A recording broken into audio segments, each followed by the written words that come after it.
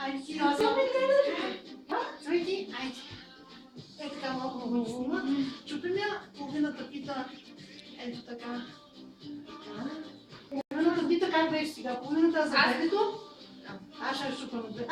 Едно малко ръчейки за Богородица, едно за нас. Дели ги наполовина. Не, ти не ги слаги, дръжги.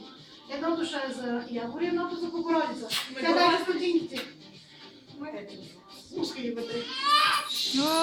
Айде, ти имаш ли ти няма вече? Аз ще дам. Дайте и парчета.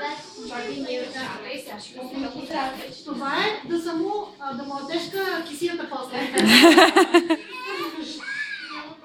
Айде, ла, пусти ти и кажи да са му здрави за виде.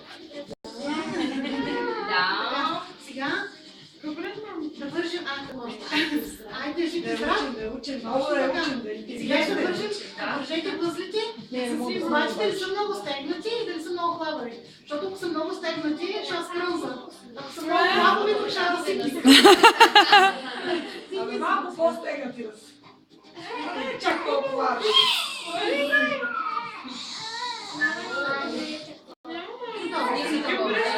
Мама ще си го сложи после на най-високото място вкъщи.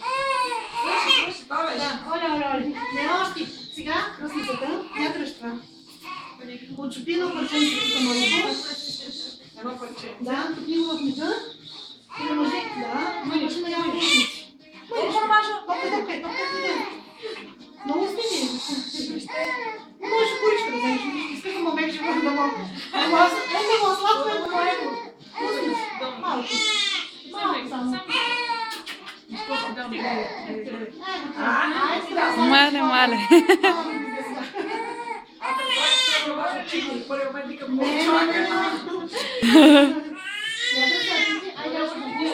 А пък малко ти да вземеш да разчупиш това на всеки да дадеш. Няма, баб, няма. Ама ти си сладък сега. Дай на всеки, и за теб си вземи. И дай на всеки по Да е жив и здрав.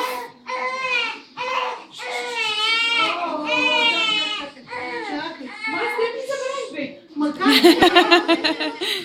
Сега ще за теб, сега ще толкова е нормално.